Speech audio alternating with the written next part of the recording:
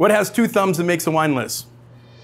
Hi, I'm sommelier André Hueston Mack, and today I'm going to show you how I make a wine list for a restaurant. The food menu, the wine list, the aesthetics, they all go hand in hand to setting the tone for a great evening of dining out. I've created thousands of wine lists throughout my career, so I'm going to be looking at a menu that was created by the great team here at Bon Appetit, and then I'm going to try to create a wine menu around that. A wine list isn't just about putting a list or selection of great wines that pair well with the food together. It has to be profitable, it has to be thought out, there's budgets, there's all kinds of other things that aren't as sexy as choosing the wine. I do like to do this with a glass of wine. I feel like it takes me to that place. Cheers. When I first look at the menu, this is a traditional French bistro. I just want to look at the price of the menu and look at like entrees. There's not a hard set rule on pricing for average bottle. To me, I generally look at the top two most expensive entrees and double it. If there's two people dining, somebody ordered the lamb chops and somebody ordered the bouillabaisse, you know, we're basically talking about $45 per person. Double that and they're probably maybe ordering an $80 bottle of wine.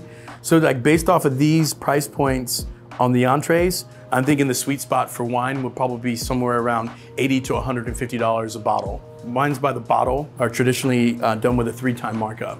So whatever you pay, multiply by 3, and that goes on to the wine list. So you're normally around like 27 times 3, puts you at $80 on the wine list and so forth. So if we were going to say 80 to 150 is your sweet spot, then you get to play with, you know, something around $26 to $50. Like I said, it's not exact science, but it's always a formula that I've used. It's so funny, right? Because 3 times is not even egregious. There's a lot of hidden costs that I think a lot of people don't know right up front, from electric bill, right? If you saw like what food costs are. Next thing is labor, just the amount of people that it takes to run a restaurant. And at the end of the day, you know, very small margins is what we take home. You know, maybe you start to look around and be like, I think it's these chairs. These chairs are really heavy and expensive. Maybe that's why the wine markup.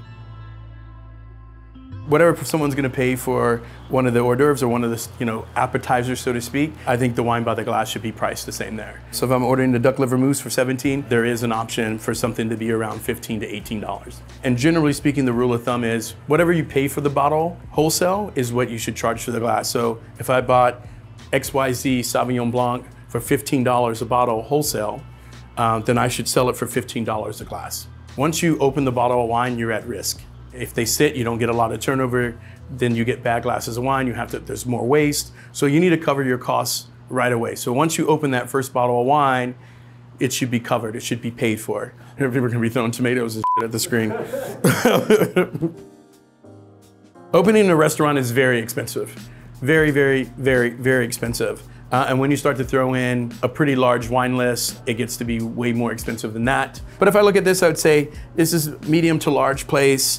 You know, so they probably have a decent wine list. I would say at least 100 selections, 50 whites, 50 reds, something like that. You know, maybe at a $15,000 budget, 100 selections isn't something that we could do. 30,000 seems about right that we could make that work. Once you're open, you know, could you scale back a little bit? Could you add more? This is, you know, a big money maker. It's how you get the high ticket average, and that's what you want, right? Higher check average, people tip on top of that, driving and, you know, producing revenue, better wages and tips for your staff. So you want to have some of those high ticket items, you know, and what I always say to people is like, you can't sell a $750 bottle of wine if you don't have a $750 bottle of wine on your list. You know, another important thing is like, where are we going to store all this? It's expensive inventory that needs to be under lock and key. It has to be somewhat temperature controlled. You know, these are all perishable products, right? It gets too hot, the wine will cook, all the inventory is done. And that also determines how large the list was gonna be.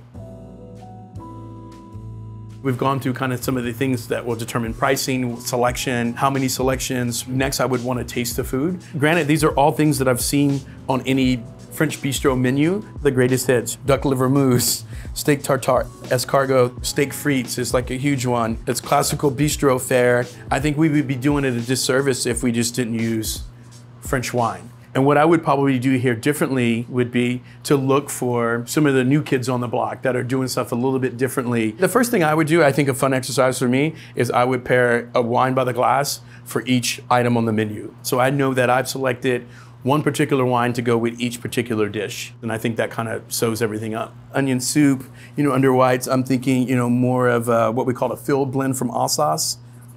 That's called an Eldesvicker. So that's kind of, just to make a full blend of Pinot. Could be Pinot Gris, Pinot Blanc, Gewürztraminer, something aromatic, but these kind of rich style white wines. So I'm thinking Alsatian whites here. And that would be somewhere between $13 and $15. Oysters, always to me, I'm thinking of Muscadet, something from the coast.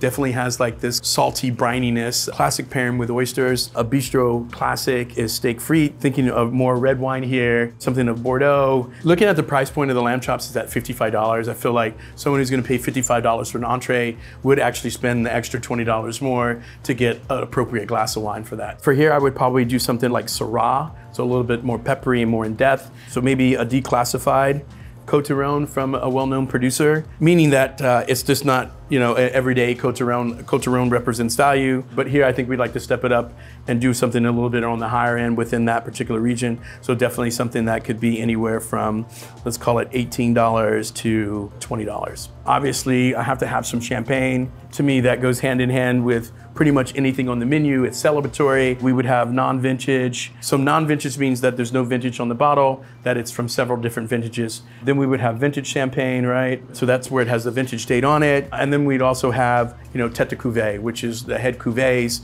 which are like the top wines, I think, brands that people know, like Dom P, Dom Perignon, Cristal, Solas. If we were looking at here, by the glass, we'd probably do the non-vintage. So that's gonna be the entry level, not as expensive. That's probably gonna be somewhere around $28 to $33. The Tête de Cuvées, some of the top tier champagnes and the name recognition, those are gonna go anywhere from, $500, and depending on which vintages, to easily $3,000 a bottle. Who's coming to your restaurant and dropping 3 G's on a bottle?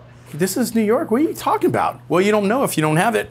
They're just gonna spend it at someone else's restaurant. But this is Bistro de André, right? This is happening, right? This is trendy. People are there. We don't have bouncers at the door, but we probably should. By having these wines on your wine list, make a statement about who you want your clientele to be as well. Wine drinkers seek you out. And then I think where you get to play on some really great expressions of sparkling from France, not champagne, is Patinat from the Loire. That will probably be your entry level, where somewhere around from 10 to 13 here. So rosé is interesting, at 2 different price points. Loire probably somewhere from 10 to 12. Here from like 13 to 18. I think for people who don't live in New York, maybe won't think so, but this thing all seems pretty fair to me.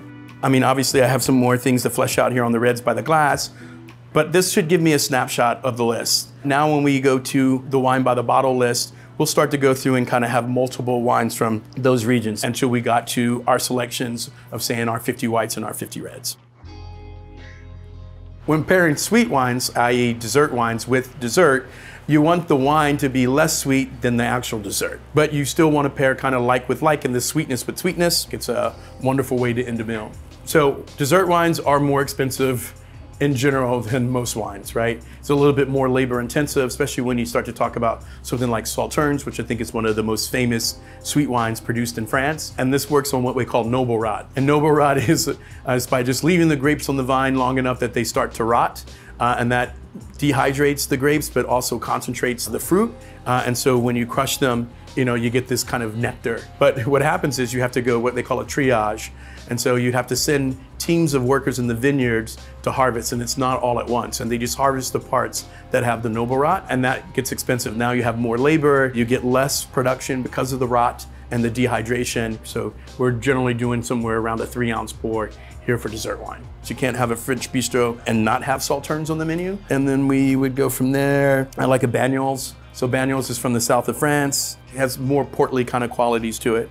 I'd like that for like something for like the chocolate souffle. Also, you can lean on spirits a little bit here. Having something like chartreuse, having like some liqueurs here are great as well. Sometimes this section gets overlooked. So I think 3 is kind of perfect. And that's, I think it's like how you know that like you're at a place or a restaurant that's thought it all out.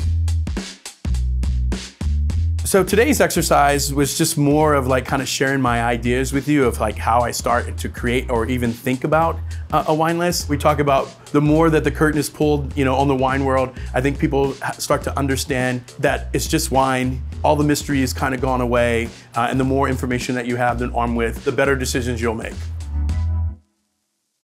I remember my homeboy, that was his safe word with his wife, souffle. Everybody's like, I don't know, just a little tidbit to liven up, see if anybody's listening. I know we're at the end of the day here, trying to keep it light.